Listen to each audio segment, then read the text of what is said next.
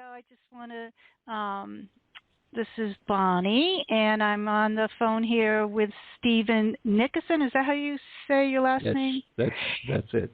And Stephen has agreed to do me what I consider a big favor, and I think we're going to have some fun here just to talk about this kind of new campaign that I posted all around the internet about Collective Insight Symposium. And because I don't think that what you can post on the internet formally really does justice in describing something of this nature, I asked Stephen if he could help elicit from me some more information and really whatever he wanted to talk about. So thanks. You're entirely welcome. And I guess we said I was going to start, and I just wanted to start by, and I could be wrong in this, but I think the first time we bumped into each other was during one of the Magellan course offerings, and we were doing an offering on Goethe's delicate empiricism. Right. And and it's funny because I think the first time we bumped into each other had the shape of the way we bump into each other a lot, and that is I posted something that either was out of context or seemed out of context to you and seemed to be highly not very flattering to Goethe, or the really meat of what Goethe was doing. And somehow that came to your attention, and you responded with, I would say, a piercing and very, very extraordinary naming of what Goethe was trying to do. And it was obviously important to you that people weren't using Goethe and just accommodating him to whatever trip they were doing, and in that process reducing them. So that's how we started. We got to know each other, and I think I've always appreciated that that aspect of the way you show up in and around what I'm doing, because it really frames some of the things that I'm doing and makes me make sure. I don't always represent myself the way I'd like to, but I want to make sure that I am trying to be as real as I can, and I think that's how we first bumped into each other. Right, I think so too. I vaguely remember that. I remember that I saw you announcing that you'd do this Goethe thing based on a book, and I had read a couple of years before a whole symposium on Goethe's scientific method, and so I brought that to your attention as a sort of an adjunct to your material. And then I got interested in it and joined up. It was fun. Yeah, I liked it. We learned a lot from it. I mean, I think some of what I would say the insights that I received from the 18 months that I was doing the Magellan courses, that was a big part of it, was just this this aspect of staying as close to the phenomenon as possible. Right. And the material. It turned out the couple of chapters in the book that were good were represented on those links right. given, and then the rest of the book wasn't quite as interesting as what you had offered. So that turned out to be really great. And then you suffered with us for the rest of the Magellan courses. So yeah, that's cool. Well, I liked what part of Tom Arthur's thing that I could attend. Yeah. I couldn't attend it all, and then there was always Latour. Yeah. So anyway, okay. I'm really pleased that you wanted me to do this interview, because it speaks of a trust that doesn't necessarily have to exist, because I sense there's this gulf. And off the top of my head, I cannot think of anyone who is so thoroughly different from me than you are. And this is, I mean, we were born in substantially different generations. The regional cultures that shaped our perspective might as well have been oceans apart instead of a couple thousand cross-country miles. My hair is at least twice as long as yours is, maybe 3 times. You like cute little Morgan horses, and I like big, ugly Mustangs. And I will bet money that Myers-Briggs says you're an introverted intuitive type, and I'm an extroverted sensory type. You like abstract concepts and putting up words on a printed screen, and I like stories and hammering solid art out of hot steel. Anyway, that's kind of a context of this interview. And in your invitation to me, you wrote, "I want you to really grill me in the sense of making it more real. It's real to me, but then I have a way of getting lost in the theory." And I read that line and suddenly put it in perspective with that line from Send in the Clowns, "Me here at last with my feet on the ground and you in midair." So we have set this up as a collaboration on how to diminish that space. As far as my perspective on it goes, I mean, that's what I would like to do. And for me, the best way to start out is to review that old cliche shtick about the singer or the song. And in the first post I ever wrote on an internet forum, I said, "I'm here for the singers and not the songs, because songs just come and go." In this light, I want to contextualize this interview with a brief focus on you, the singer. I want to find out about a few defining moments of your life and how they put you here. Not just what you thought, but what you did to define yourself. If I just ask you, your most self-defining moment as a young adult, an adult, any time since, you were at least half self-conscious, what that would be. And I would like to hear you talk about that for a few minutes, and then we can get started reviewing the songs. Yeah, when I'm going to tell the story, but I do want to say that I certainly experienced the story as, it's easy to construct it looking back. It certainly did not feel this way going forward. And when someone asks a question like that, then you tell a story in a kind of a succinct way, so it makes a little more of a story about it. And I just want to start with that. But if I was going to connect all those dots and have a thread that made the story of the singer, or maybe the question is, why does the singer sing the songs they do, right? Right, exactly. Then it certainly starts very young. And when I asked my mom, I said, Mom, when was it that you taught me how to pray? You kneel and you say, "Now I lay me down to sleep, and I'm sorry I yelled at my sister," this kind of thing. And so she was able to date that for me. So I was about 4 years old. And I had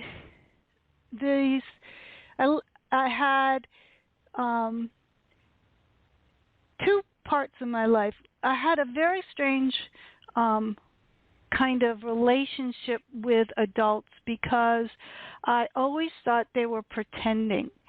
And I always thought that, okay, I'm young, and they pretend until you get to be a certain age, and then when you're a certain age, then they let you in, right? They let you in, and you have real conversations with them.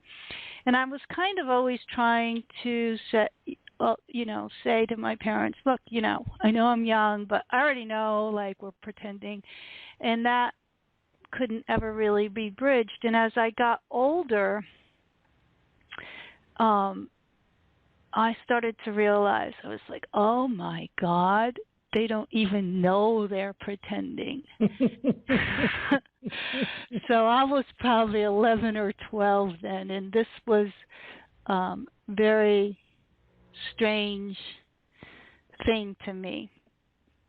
So now I have a more sophisticated understanding of that now in terms of the difficulty it is to step out of roles, and people do have some kind of, in many cases, sense that they are pretending but can't get out of the roles and stuff like that. But at that time, it was just a big mind blow. Now, the other part of my life was I was just so naturally intuitive in nature and naturally good with animals. Even today, there's people bring me their little deer that they find and the bunny rabbits with 3 legs. And if I go out anywhere by myself, especially on horseback, a lot of animals appear and presence themselves. And so this was a dichotomy, really, that I lived, in terms of this, in terms of these 2 different types of worlds that I lived in. Mm-hmm. And I think that dichotomy also kind of became manifest in my personality because growing up, I was very physical. I was very athletic. I was senior athlete of the year. I was sexually ravenous. But then I was also very intellectual and able to remove myself and see patterns in the landscape and see the cultural construction of things even before I started to read things like that. And so that became kind of an interesting situation for me because for a while I was wondering, like, which one is really real? The fact that the intellect can see the physical manifestation made the intellect somehow seem more real. You hear me today saying, don't let the intellect play the trump card. It's just in the soup with everything else. But at the time, the way the intellect is structured, because it be the seer in our culture, that makes it seem like it's more prior or something.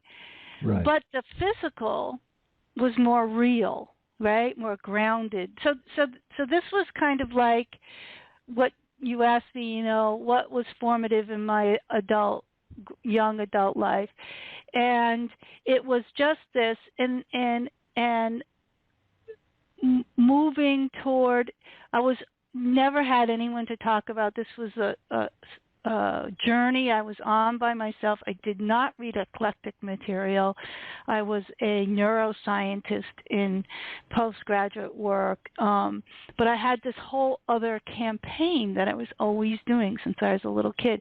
And then I had a series of significant insights where I could see clearly that they were not 2 poles of something, that the dichotomy itself was socially or intellectually or cognitively constructed. So I spent 30 years reading philosophy to find someone who could articulate this. And I realized that, and you couldn't, like, I'd go into the Qigong community and see if it could get resolved there, but they had it biased against intellectual, so there was every community I went, there was, and then I found Wilbur and I thought Wilbur was going to name it, but then he ended up just resolving everything into the 2 truths doctrine. So for me, this whole complete experience of, it's like the cosmic joke, like the whole thing is just not a dichotomy, and it's so clearly And the whole dichotomous nature of everything is so clearly an elaboration onto, for me, what is real. So that, I think, probably can answers your question a little. Yeah, I think it did. I appreciate it a lot. The other context is that I want to kind of come out of the Magellan Course perspective and then get into your new enterprise. You're designing right now, like you designed the Magellan Courses, this upcoming symposium and hopefully more that will follow it. And in your ITC paper you wrote, and this is about design. To design, this is a quote, to design for emergent transformation requires designing from causal generative states of awareness. This takes the form of what I call ritualized inquiry, combined with a deep sensitivity to what is latent and wants to emerge. A sensitivity which arises in the core spaces of oneself as universalized creative energy. It is here, in the fluid flow of causal energetic fields, generating fields of self, other worlds, as arising interfaces that the designer must live. Now, what does all that mean? What is ritualized inquiry? Okay, so let's start by looking at the small phrases. Ritualized inquiry is we're often involved. This is a ritualized inquiry, right? So we set it up and we have a conversation. Right. It's an interview kind of situation. A lot of what we do is ritualized inquiry, so it's not necessarily a strange thing, but when you design for ritualized inquiry, then you're creating maybe new forms, and the idea for me about ritualized inquiry is to set up a situation where people are as closely as possible experiencing something new for the first time. I use the horses like this. The horses are great. If people are not used to horses at all, they go down, we work with the horses, then whatever they're holding on to, whatever their interest, whatever's latent question in them, I'll talk about something wants to move. I don't really say that to them, but they come down and they interface with the horses. So that's a way of ritualizing their inquiry instead of just saying, okay, well, what do you think's wrong with you? You know what I'm saying? So, right. Right. So like psychiatrists do that, right? And now we're too smart for that, right? We lay on the couch and we already know what that's about. So it's no longer a ritual. It's more of a received framework. And so what I mean by ritualized inquiry is something that's still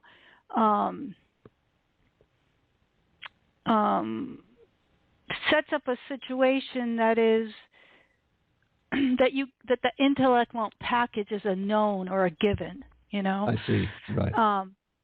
So that's hard to do in our community. Everybody's done kind of everything. So that's that part.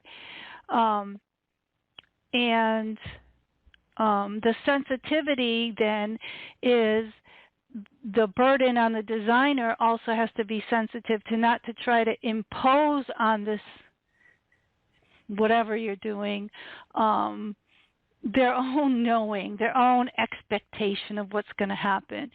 But on the other hand, I'm trying to acknowledge that there's some design in it. So you're sensitive to something and it's a tricky thing, it's like you're sensitive to something and you're trying to keep this experience as close to a new experience is possible. So people can see it like when they're children, or they can experience it for the first time. And you're trying to play a role in that, but you really can't. You really have to try to avoid understanding that role in a known way, because then you're just collapsing it into. So to give you an example, someone came and did one of my horse workshops, and they were only here for half a day, and afterwards she said, well, why do you think this happened, and why do you think that happened? And I said, well, I wouldn't say to you what I think, because the whole reason for doing a horse workshop is to have that process in you, in to be sensitive to whatever it is that's arising in you. So I can put the person and the horse together in a certain way to have a better chance that will happen. But then I also have to keep my I have a theory of why that happened, and it's based upon my projection of who this person is, and right. That's not my place. You have to keep that stuff out of that. Got to keep it out of that. So that's the place where the designer has to live. That's what that kind of means. It's supposed to be poetic, actually. Well, the last line is pretty good. Yeah. I'm going to think about that a little bit, because I'm going to get back to it. But I have more clarity now. Yeah. And now this is another foundational type of question. In that same paper, I came across this line that's, quote, "This is why the metaphor of the Magellan journey is so apt. We cannot expect our usual navigation devices will give us useful answers." Now, I want to know, what are the usual navigation devices that you mean here, and how are they going to fail us? And maybe part of that question is, what is your concept of an insight standing alone, and then a collective insight, and how will they save the day? How do you think they can become navigational devices?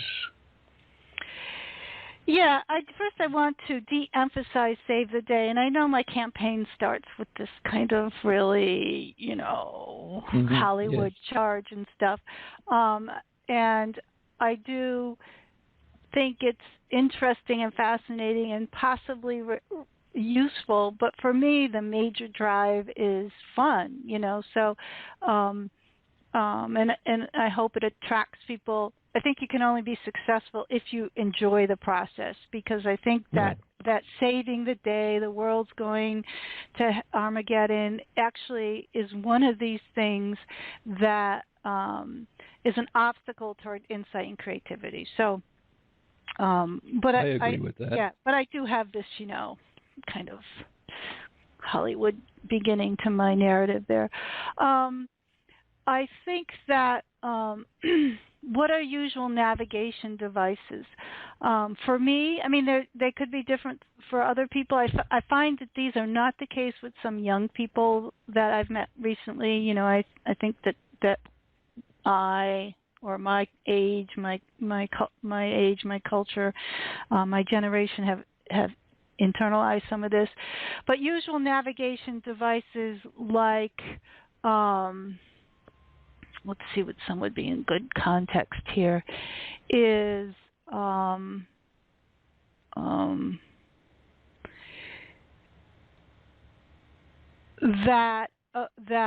well, here's one that comes from the campaign, that when groups get together to work out problems, that we're going to be either in some kind of debating competition, we're going to look for consensus, or we're going to compromise when you have difference. All right, so those, everybody's familiar with those. Nobody likes any of them. So I'm saying, well, we're not interested in any of them, because I'm interested, or this process is interested in something that we haven't considered before, right? So if you come together with a group and you say, okay, here, we're going to work on a problem, and, this is an experiment, so we're not going to use discourse competitively. There's no intellectual competition. We're not interested in that. We're not interested in consensus building, and we're not interested in compromise. So let's work on this problem. So you've kind of taken away most of the navigation devices, and what happens when I've done this in small groups is people start to laugh because they realize they get stuck in these patterns. So some people are stuck trying to get consensus. Some people can't help themselves, but their pattern of debate comes over and over and over again, and we start to laugh because we see the organism is just kind of stuck in patterns. And then when you become very aware of these patterns, for a while you kind of laugh because you don't know what you can stop them. You can interrupt them, but you don't know what to put in their place. Mm-hmm. And that's a transitional period because you're waiting for some. It's kind of like. Well, let me break in here right now, because this relates to the next question I was going to ask. And you wrote in a PM to me about dysfunctional group processes that you have experienced, and quoting from your message, it says lots of dysfunctional dynamics, structures that come up, energy body patterns everywhere. Only some people could see the patterns and release them into fun, spontaneous, creative thing. Other people are straining too hard to get some kind of spiritualized experience and had lots of problems with their energy body. So this was interesting to me. Is this what you're talking about? Well, those are, I think, a little more sophisticated patterns, right? Okay. The one that I just talked about, you'll find in any kind of group, board meetings I've been in, business meetings. Then you're going to bring in the spiritual community that this one was particularly talking about, and you have another pattern, and the pattern is to feel some kind of collective consciousness or mass consciousness, or I said to the other day, I don't know what's up with you people. We just spent 2,000 years deconstructing the ego in Eastern philosophy, and now we have the super we collective being, we space thing, and I said we're going to just spend the rest of another 2,000 years, we're going to have to deconstruct that. So that, to me, they're the product of the same pattern. So now we can look at that as a pattern itself, and this whole we space interbeing. Now I think there's something interesting going on in those processes, but for me in my work, I'm going to use that, incorporate it, and be able to make distinctions, because that's not what I'm interested in, let's say. And I actually think that some of that work is problematic if people aren't making the right kind of distinctions. Okay. What's an energy body? You talk about energy bodies a couple of times in this message. Yeah, again, it's nothing that's very mystical.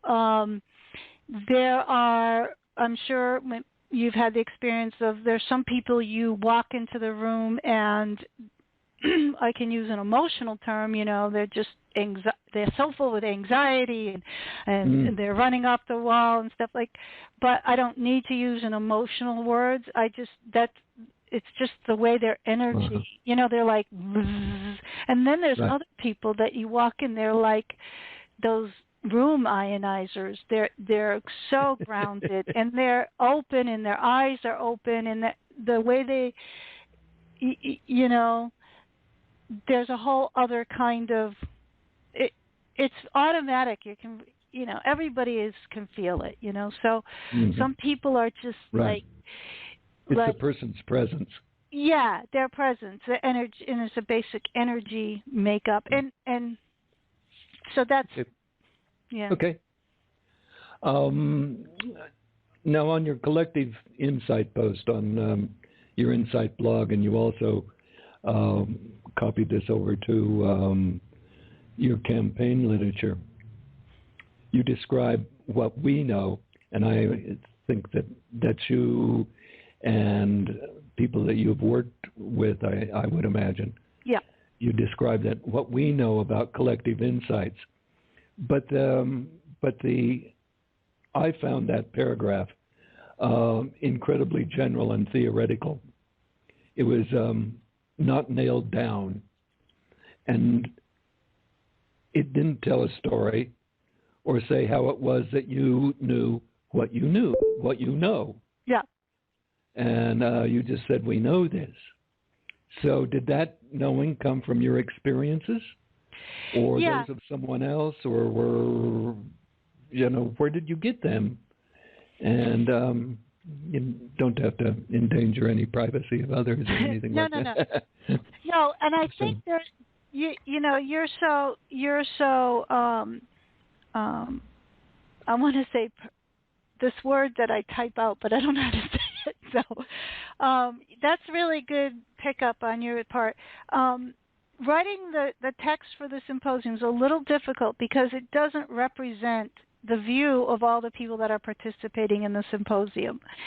And so it is kind of like not that precise and not nailed down, because the whole point of the symposium is to take these many different traditions that I'm not experientially aware of and put ourselves together and see if there are some phenomenon or principles, like a Goethean science, just to look at this very very directly. I know most of these people's work, and I've seen them present at conferences, but we haven't any of us sat down together and done this work. So that's what I'm hoping to do in the symposium, is to be able to speak in much, say, this is an experiment, this is research, this is what I know, and this is what it looks like. But when I use the we term, that is generally, I'm talking about a couple of people who were at the third Magellan retreat, who stayed and we had some significant insights about group process, and we started to really develop some questions around this inquiry. And so that represents a little bit about, like, tentatively, we're at this point, we know these things, but because it needs more research, that's why we ended up wanting to do the symposium. I see. In that paper, you also wrote that collective insights are rare in groups. And Ria Beck, is that how you pronounce her last name? Yes. Wrote in a comment, I agree it is still rare. It doesn't happen a lot of times in groups, but somehow it is not special to me, probably because it feels so natural when you are experiencing it. It is just of life. So in that regard, it isn't special. What's your reaction to that? Yeah, this is why I'm fascinating with this. It's one of these subtractive, additive things that I've been writing about recently. There's an aspect. I was talking to Zach Schlosser the other day, and he was saying, well, it's just so much fun. Like if you are with people and you're really in resonance and you're really syncing up, what happens is collective insight. Collective insight when two kids, or like that Roy Orbison, Traveling Wilbury, that's to me, right, is that rare? Well, yeah, at that level of skill, it's probably rare. But there's something that I agree with you. It seems to be something natural. Now, you can take a historical or evolutionary or anthropological perspective, and in that case, I don't think that I don't think it's like early man could do this, right? And there's a whole anthropological reason to that. But but certainly people who are artists, young kids, when you're laying on your back and you're looking at clouds and someone says, "Oh, look, there's a panda over there." And the other person is kind of searching around, and then they kind of see it, but then they say something. This is very similar to a process of collective insight, right? And so there is something very natural about the problem. So that's the subtractive argument, that you have to take away these problems and these obstacles we've learned to get back to it. The question is, what has to be added to do collective insight at the level that adults are trying to work together? Is it merely a subtraction process? So Terry O'Fallon and Vanita Ramirez are coming. They've done arguably the most work in higher stages of cognition and states of consciousness. They would have an additive argument, right? So we've got some. So this is, I don't want to keep, of course, I'm plugging the symposium, but this is like, for me, why I'm really excited about the symposium, because this is going to get processed, this question. Mm-hmm. And because I have this kind of systems thinking mind, and then I can see that this is all part of the soup that is fascinating to me. I find it surprising that you would think that early man would not be able to practice this, or it wouldn't happen. I would think it would be just the opposite. I think, having experienced these collective insight moments in my own life, they seem instinctual. They seem like, by looking at your horses, that they're communicating without communicating, right? Yeah. And that it's that an instinctual thing, and they're all in the same place. Well, I think that what I suspect, but this is, again, what my intention is in doing these experiments, is that there's it's a seamless progression. So to me, there's an evolutionary component, which I call affective resonance. And this is what you're talking about with the horses. You get down to where you're working with feeling and energy content, and there's not a separate sense of separation, and you're kind of working with that. And I think that's an essential component of some of this work. Then you have the next step up is early man anthropology of like tribal affiliation. And the reason why, and if you look at the forms that took, then I would say that they relied heavily on community-specific practice and the development of hierarchical leadership over time. And so that's why I would argue that not that this didn't happen before, but it's really only emerging as a substantial capacity now, because I don't read the anthropological record in the same way. But there's something at each stage, all the way from the mammalian bonding, that is a necessary aspect of this. So that would be my additive argument. But as I said, this is part of the inquiry. Mm-hmm. Yeah, I would think it has something to do with basic brain chemistry. To me, that's how it felt. But yeah.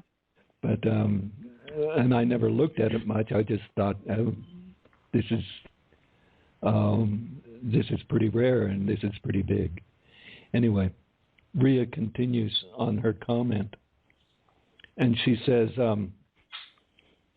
one thing that I would like to stress again and again, collective insight will only happen when the participants can stand all the not knowing and related discomfort, because the inquiry they are in, the guiding question, has enough relevance for them that they are willing to sit it through. Has this been your experience also? This is a little bit, this is part of the gap between my experience and Ria's experience. So what I can say is that at the stage we are at now, it is uncomfortable for the most part to do this work. And so you asked a little before about structures that come up. So I've been in a circle, for example, where we're sitting there, did an experiment, we're sitting there, about 18 people, and there are no rules. We say, okay, we're going to not have what Ria explains here. We're not going to have a theme. We're going to see if a theme comes up. We're not going to have any rules. We could make rules up if we want. We're just going to start with nothing. And so what happens is that people, it's kind of like I'll give you a little example of how I experience this happening instead of pointing out what I thought I saw in other people. So we're all sitting there, and I want to make sure that we're not going to get into some kind of spiritual mass consciousness. So I feel myself, without anything happening, I can feel myself pushing against that. But that does not have, that hadn't arisen yet. And then I remember at one point everyone was being really quiet, and I got up to go to the bathroom, and I felt like what I did when I was in fourth grade, like I should have asked permission. And so you can feel these little structures arise in you, and if you overreact, you get. And so I think that was obviously happening to people. That like these structures were arising, and then they were yelling at people, but there was nothing there. They were just these people happened to be all people that don't. They've been pushing against structures so much that when you completely take them away, then the dynamics become dysfunctional because everyone's still pushing against certain structures and they're not even there, which is, for me, it was a fabulous way to witness some of this. There was a couple of young people, very young people in this, well, very young, 20, 30-year-olds in this, who were there because they, in particular, were part of the movement of enough people telling us what to do, enough of school, enough of gurus, and they came out of it thinking, well, maybe we don't have the capacity to live without gurus and frameworks and structures because all this stuff is internalized. And this is where a lot of the discomfort comes from. And so you don't necessarily, for people who've done a lot of meditation practice, you can start to feel discomfort in your own organism. But then when you do this with groups, then you magnify the discomfort times the number of relational dynamics that are pushing on you. So I tell you, I left that experiment thinking, my God, I don't know how the Palestinians and the Israelis will ever get along, because this was just a group of people who knew each other rather in a camaraderie fashion, and people were just, it was like feeding Christians to the lions in some phases of the work.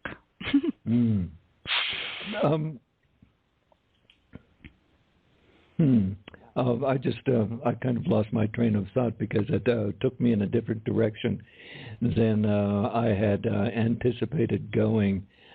But Ria's comment.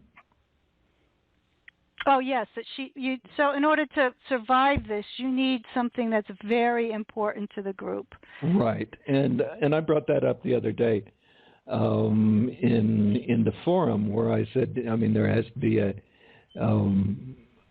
material impingement on a group of people to get them to really collaborate, and I take it that what you are, when you talk about collaboration, you're talking about collaborating to move in a direction towards collective insight. Is that correct? Yes. Okay. And so how do you get at some point, how do you get a group to focus on the common relevance that Rhea speaks about? Yeah, I think that what it is I would say that the relevance, the meaning of the question has to have more significant power than the discomfort of the path to get there, okay? Unless you're doing an experiment like me where the discomfort itself is part of what I'm interested in. But for if you're in the group process. So there's two ways to do it. You can either make sure you pick a theme that has such like you're all going to die if we don't figure this out. Like in Apollo 13, when Ed Harris is working with it, right? So that really gets that group to gel. But you could also work on training people to not have the discomfort, right? Or to understand the discomfort and not have it have the impact that it has. And I guess that's very exciting to me because I'd like to broaden the scope of this work so people could, use it to learn in the classroom and really learn it to be like a fun thing, right? So, and I think that this is something that is very trainable and learnable, and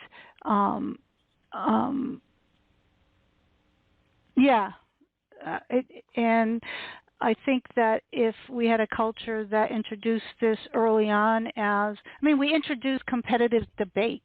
We introduce, this is what kids learn. They go to school, and when there's two different opinions, one is right, like the teachers, and the other's wrong. So that they learn, we're constantly reinforcing a certain way for people to engage.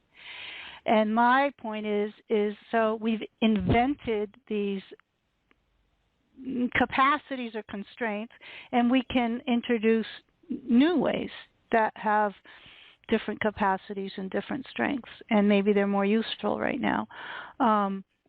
So that would be my hope, is to be able through training is to reduce the discomfort. So maybe this leads into my next question, and I'm going to use this idea of collaboration, moving towards the collective insight. Is that you mentioned yesterday in your Facebook dialogue with mostly Timothy O'Sullivan, who asked you why you saw you were designing something new in the field, and you mentioned various people who were working in group dynamics and group processing and so on. And in mentioning Rhea's work, you wrote, quote, Rhea Bayek, for example, has taken Otto Sharma's work and over 14 years of research, extending it more in line with group process, collaborative inquiry. Doesn't really look at what I call deep phenomenology. Mm-hmm. And now one of the first of your Insight blogs posts I read while preparing here was a short one called Deep Phenomenology. And it is a short post, and I will quote some of it, might even quote all of it. One of the practices, quote, one of the practices we can bring to Insight training is what I call deep phenomenology. This is the practice of observing the subtle dynamics of the self. We can learn to feel into the preconceptual processes at different levels of awareness, a deep interior core of simple presence, a basic quality of energy, the feeling tone of effect, before it complexifies as emotion, the sense of the body and then the sense of the body's relational aspect in world space. And you continue by saying, we can learn to be present within a group of people and achieve a deeper and deeper levels of resonance by synchronously attending to and moving up and down through the microgenetic stages of the self arising. Now, are you, first of all, I would like you to bring that down a little closer to the ground. Yeah. No. And but is that part of the thing of getting through the discomfort? Yes, it is part of the thing of getting through the discomfort. So let me tell you what's exciting about what Rhea does. She, Arta Sharma has done the U theory, and it's had a big impact. And what he does describing the U is talk about the different state or different, different ways the person drops into unknowing and presence and then comes back up and becomes dialogic again. She sees that groups go through a pattern. So groups will, she's done 14 years of research, and there's a point at which she calls it there's a phase called not the groin phase, but I forget what it is. But every group goes through all, the same processes basically early on before they get to where they start to, instead of processing discomfort, start to really kind of synergize. And so she's been running around looking for groups that can get through, principles that can get through you through the several levels faster, right? Mm-hmm. So she, and there's something that helps the discomfort when you know that, because you just know you're going to have to go through this process. It's very similar to when I write. When I write for maybe 3 or 4 weeks, maybe 40 or 50 pages, and I hate it. I don't like any of it. But and then all of a sudden I have some inspiration or insight. It usually comes either when I'm shoveling manure or I wake up the next day, and then it's all there. And even though it's not completely understandable, what I want to say comes right up. And yet I know I have to go through this process of, it's not like I can just do nothing for 2 weeks. I have to go through this process of burning out the stuff, taking out the garbage, I call it, right? So in terms of deep phenomenology, it's being aware that the organism is going to be in a pattern, especially, we're I guess there's maybe some highly enlightened, liberated, completely free organisms out there, but the organism is going to be in a pattern, and that pattern in group process is extended. So if someone's getting really, really agitated, then I can feel that. I can be sensitive to where that's affecting me. Or if someone's getting really highly intellectual, that's not my trigger, it's a trap. I just jump into there, and then we can go off into God knows where, people don't even know what we're talking about. So you start to see that there is, that you yourself are a pattern, but in group process, these things are all infectious, right? So it becomes, you begin to be able to be with the system, right? Versus that you can feel this, it's very similar to working with horses. You feel the tug or being intuitive in the landscape. You yourself, you're sensitive to what's arising in you, but you understand that it's the push and pull of part of me wants to go this way, but part of me wants to go that way, and this doesn't feel right. And that you start to feel that it's more of a system. The group itself goes through phases and systems and stuff like that. So that would be what I would call taking deep phenomenology, that capacity to this kind of work. Certainly to see energy, like the most important one is the energy can come up and then the emotion comes in right away. Like people, the energy might rise in someone and it will default to fear or anger right away. It's just this is the pattern of the organism sometimes.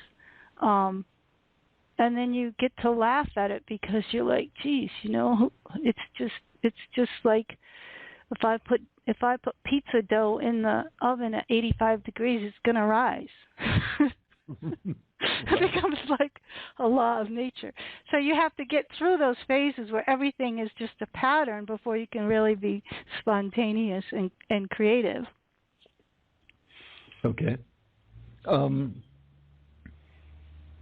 You talk here in the last paragraph of that quote about achieving deeper and deeper levels of resonance. And but I also read on your blog under the heading called Axioms of a New Cosmology. And there you write, generative complexity grows through increasing individuation and unification, not toward synthesis and unity. Causal generativity means we come from unity, a nexus of shared history, and we grow towards complexity. Now, my question is putting those two quotes together about achieving deeper and deeper levels of resonance and also towards not going towards synthesis and resonance and unity. Mm-hmm. Am I putting oranges in an apple basket? No, I think I am. No. So this is what's really exciting to me, okay? Okay. And so let's look at what we see conventionally. Conventionally, we see two people at the negotiating table, and they achieve agreement discursively. They write a contract, the words all line up, they can go to court with it. But in the deeper levels, affect levels, they're like, I don't trust this guy. This is why you're saying all the nice things, right? So this is our conventional reality, that we try to achieve unity at this level of discourse or signifiers or ideas or nation, at this level where we should be looking, where the purpose of this as humans, in my opinion, is to be unique and interface, like you and I are. We're different people, and now we're talking, and we don't really care if we agree. We're just looking at clouds and seeing different things. But conventionally, we want agreement up there, right? Right. And we're disconnected, from like this thing you started off really nicely today, saying there's this trust there, right?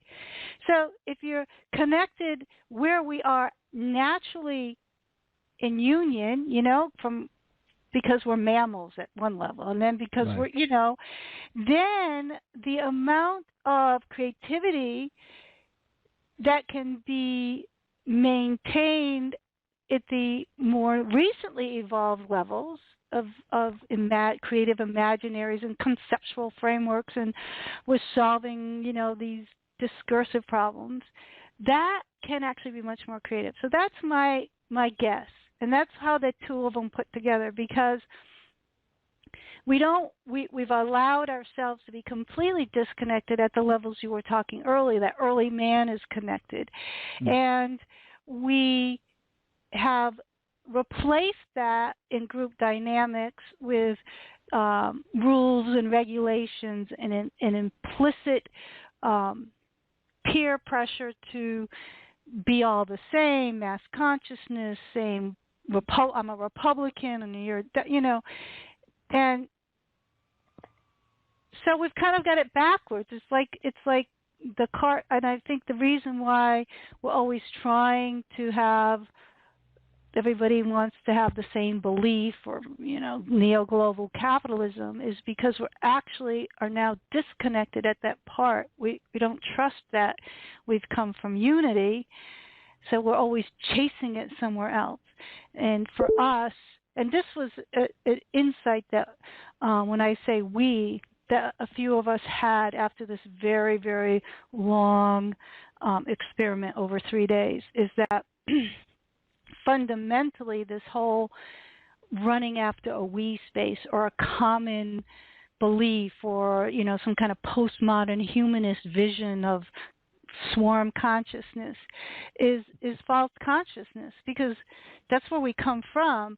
And the nice thing about that is it liberates us to be wildly diverse in terms of our ideas, our cosmologies, and they can interface. And the interface of these diverse ideas can, it's not going to save the world. If it's only fun, that's enough for me, right. So it's kind of like those things look like they're a paradox, because the up and down, one's upside, you're trying to match them, but one is upside down, right? So if you flipped right. it up, then you would see, oh yeah, because one was going north-south and the other one's going south-north, and they actually do match. And this is kind of, to me, a conceptual problem with the way we've conceived some of these experiences. So I don't know if I really explained that very well. I think you're getting at it. We can, if we need to, we can clarify that at some other point. You wrote to me yesterday, and this sort of fits in there just after that explanation. Quote, "The idea is to get people to talk about what they don't know instead of just sharing what we already know." Could you explain that some more? Yeah, and of course, this is not the rules of this interview, because all I'm doing is talking about what I know. Just felt really bad just then. Oh, don't feel badly. It's kind of like, okay, so I've told this little story, and the story is, let's say you're going to a group barbecue, right? And you raise chickens, so you slaughtered a couple of chickens, and I bring in a piece of cow, and somebody else brings in vegetables, and you're going to do this group stir fry, right? Mm-hmm. Well, you don't expect to leave with your piece of raw chicken, right? You expect it, or Latour talks about fermentation. You're bringing it to the thing so something will change, right? So that you partake of something that you didn't have when you walked in. And to me, this is a good metaphor for what I would say collective insight process is.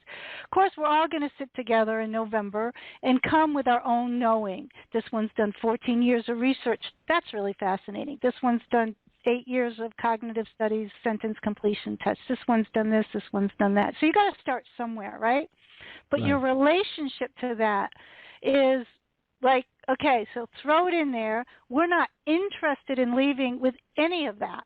I'm not, I don't want you to leave with what I know. That's not the purpose. And I don't want to just receive what you know and leave, right? That might be part of it. What we're looking for is something that no one brought in.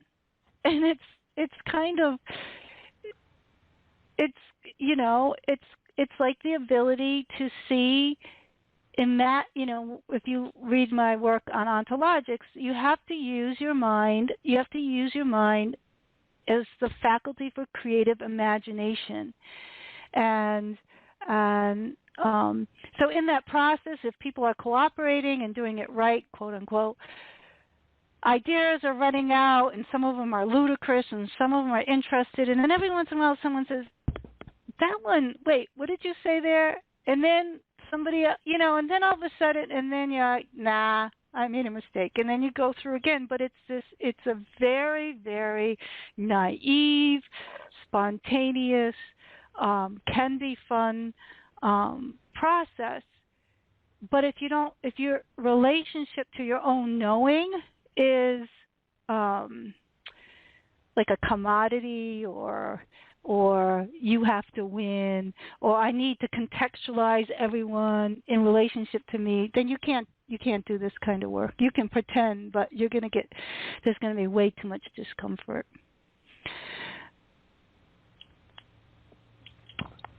Right. Right. I can understand that that what you were doing in this collective insight thing is trying to come to the place that the group can have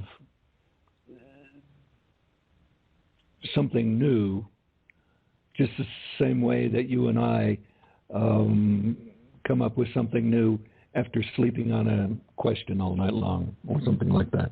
Is that correct? Yeah, or and I think that I guess we see it in sports. We see it in like that video, the traveling Wilburys.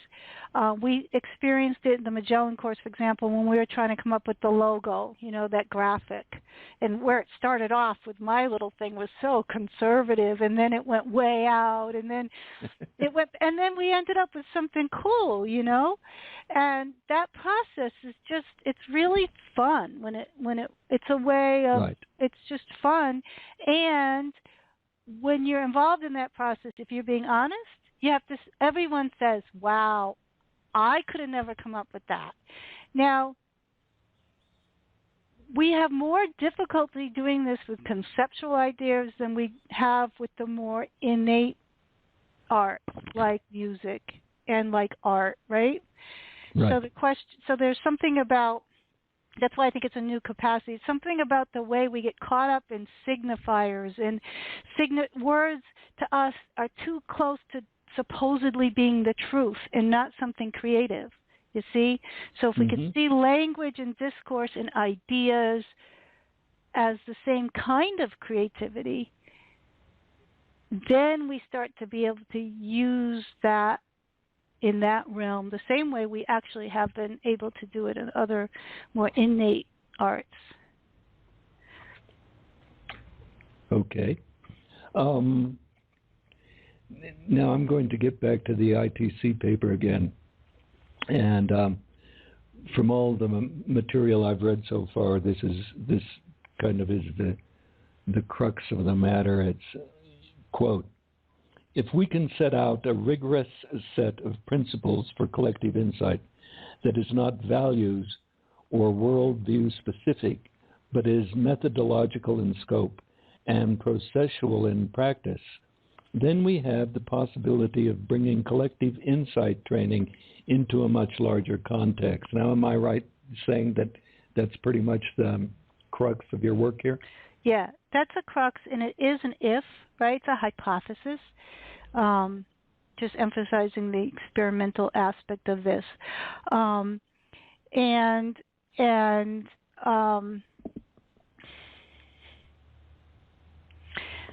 So that's a pretty big if. And we started off by talking about Goethean science. I think it's a Goethean science type of inquiry. Like phenomenon. I didn't use the term phenomenon in that text, but I wanted to because that's what it seems like to me. That would be what I would be interested in, and I think other people are going to come to the symposium and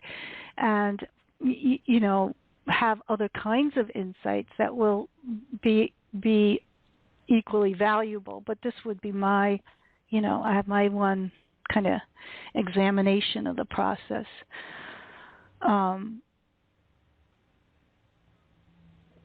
And so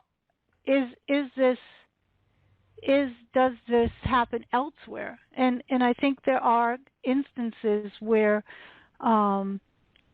certainly sports. So you can say, well, that's never going to happen. Well, there's principles in sports, let's say, that can be very helpful in bridging that are not gets very difficult because of course there's competition as different cultures and stuff like that, but there's some kinds of things that certainly are more effective at not being more translatable across worldviews and values.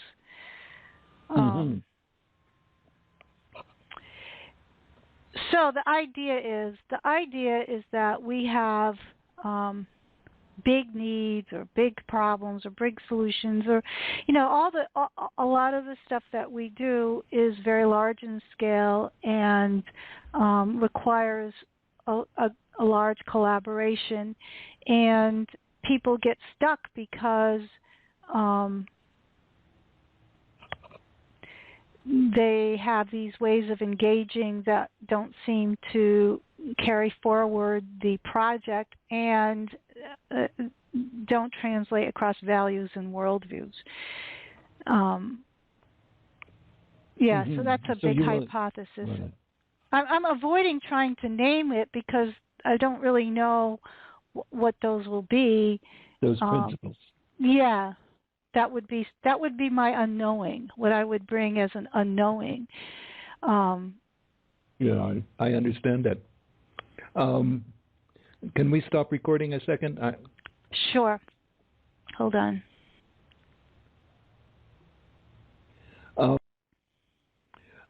My last question, at least for right now, goes back to this dysfunctional dynamics that we talked about in a previous question. And you wrote to me yesterday that you suspected some of these dysfunctions will rise in future groups. Quote, I suspect the same structures will arise. Perhaps we can look at them more directly. So I would like this to involve as many people from the Magellan ship as possible to build a group that wants to look at such things that seem to impede what we can create, imagine, etc. The interpersonal dynamics provide a vehicle, the energy, the enthusiasm, but also the interpersonal structures, the assumptions, expectations, projections, etc., get in the way. Can you talk more about the group that you just mentioned, and sort of a new phase of Magellan? Yeah, and we wanted to do this interview pretty specifically for the crew and also for people who have recently joined. Is not anything formal going on at the Magellan courses right now. So the Magellan courses, just a brief history, started because I had a day job and I had 8 weeks off, layoff over the winter because the economy was slow, and we started it as a hobby. And then it got more and more interesting and became more and more part of my career path, or whatever you want to call it. And the first phase of it was an experiment in co-creative learning, and what we did is we used texts. We read books as a central theme around which we could see how we could learn together without a lot of structure. And that experiment ended in these series of retreats where what we've been talking about in terms of just putting people without a lot of structure together elicited some of these relational dynamics. So what I was wanting to do after I came back from the ITC conference, and people were pretty excited, was get this group of people that wanted to work together, but not just do the experiment amongst the 16 of us, because this is part of what's important to me. This type of work has been done in small community-specific practices, and it only will work in a larger group if you can include a much more diverse group of people. Now, obviously, people that are on the Magellan course are already selected somehow, self-selected around certain commonalities, but it's certainly a much larger group, as we know, when we have seen some of the difficulties we have communicating, so we know it's a diverse group. So I want to include them. I wanted to create something that we can carry this group forward, that they might be interested in, that was less intellectual, because I know that that was a little bit of a limiting factor in terms of who and how we could participate, and really went into more of this experiment in co-creating or collaborating. I call it collective insight now. And the way I thought we could do that was to I have two people who are going to be live blogging the 4 days of the symposium. One is going to be more of a journalistic style. The other is a theoretician in online interactions, and so that will be more kind of a meta perspective. So you get kind of like, so we'll be live blogging of what's going on with a group. I was hoping that a significant portion of the Magellan group would be interested. This would be a new group. It would be a private group for people who are interested in playing around with this idea of collective insight.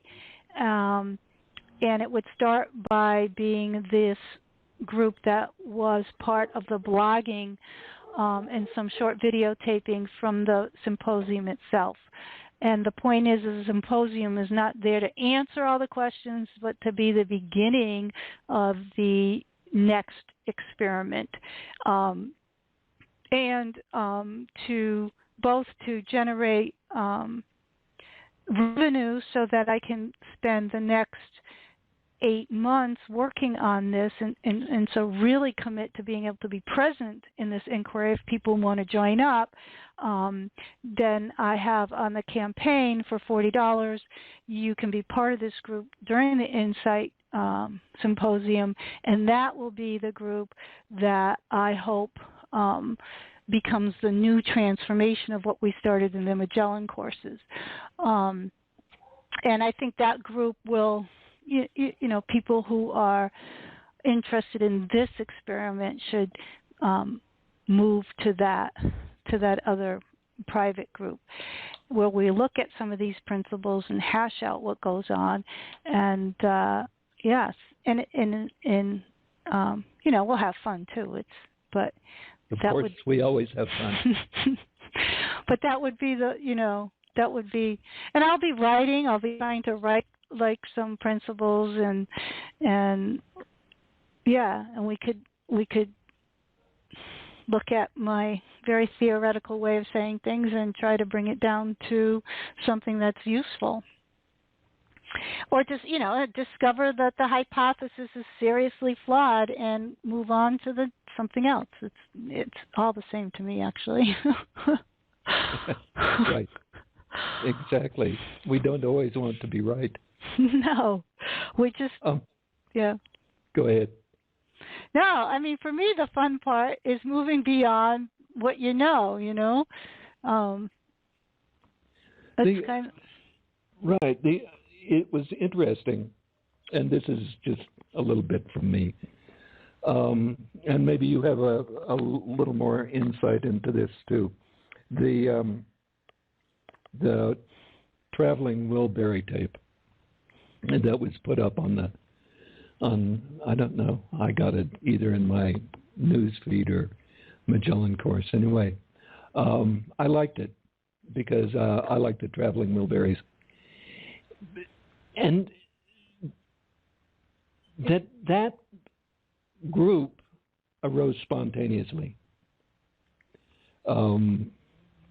George Harris went to somebody and asked if there was a recording studio around, and somebody else said, I need to go get my guitar. It's over at somebody else's place. And it just all fell together, and Tom Petty ended up in there, Roy Orbison, and a few of my favorite musicians. And it reminded me of the kind of spontaneous arising of something that maintains itself in that form. Years ago, how it works and how it doesn't work. This is a little parable on that. Years ago, I dropped out of college to become the managing editor of a magazine that was national magazine, and we operated on a collective basis. It was kind of a new left Some amazing poetry came out of it, some incredibly good art. But the principle of collective insight was supposedly a goal and a sought-after holy grail of this group, because we were all there just to, on no hierarchy, no one telling us what to do, and so on. And I was there for a year, and despite everything we did, all our staff meetings, our retreats, etc., never in that year was there any collective insights generated. Now, occasionally, some people, would think that we were all as one and moving on a collective insight. But afterwards, you found out that they had misinterpreted, and that the group was just as chaos-ridden as it always had been. Now, partially because of that, I left that magazine and went a half a block away. This was also in Nashville, Tennessee. Went half a block away and got on the staff of another magazine. And there was no intention in that group, in that staff, of doing collective insight. But here we were out of totally different backgrounds and so on. Just a bunch of young, pretty nihilistic prima donna journalists. And the energy of that group of people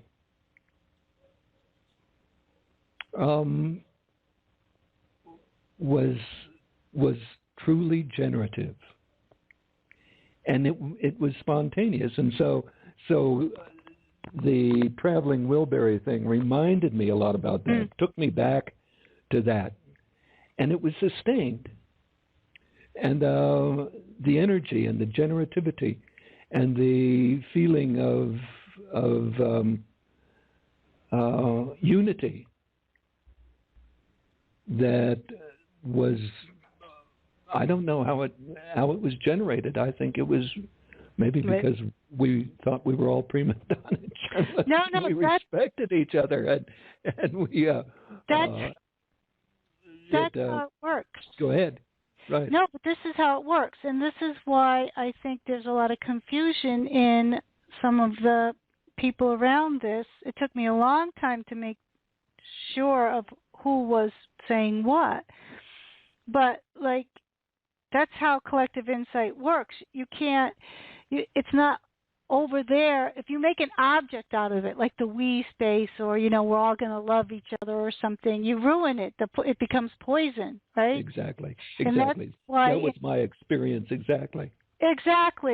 So you can't make an object out of it, and that's like in my video. It says collective insight. That's why I'm using this word. It reclaims the power of the personal. It's a way of trusting the commonality is already there. You don't have to worry about it. You don't have to be defensive about it, and really be spontaneous and really be interested and curious, and then the other thing is everybody can have an insight. Like the energy is so cool, you'd be like, wow, I know what I'm going to do for the next issue. But the other person doesn't say, oh, I know what I'm going to do for the next issue, and you both write the same thing. You both have insights, right? It's generative of all this insighting is happening, but you don't come up with the same thing. But everybody is not, not everybody's in complete synchronicity, but it's insightful for everyone. It's not like one person goes home and says, oh, yeah, I had a meta perspective, and now I know what's going on, and nobody else had it. Right. So, and then this is where people get frustrated, because when you have the group will go through this phase where people are like, yeah, I know it. I know what you mean. I know what you mean. And then when they start to talk about, well, what do you think? The diversity will come up again, and people will feel like they've been betrayed. Because how could they have this feeling that we were really like gelling, and then somebody comes up with something different? And this is a confusion, right? It doesn't. Exactly. This is the confusion of what collective insight is. So that's a very good example of what I mean by collective insight, and versus what I call community-specific practice that makes an object out of some kind of unification. And that, to me, is false consciousness. Good point. So anyway, I don't have anything more for right now. Yeah, no, I think this has been, just such a good interview. Thank you. Thank you very much.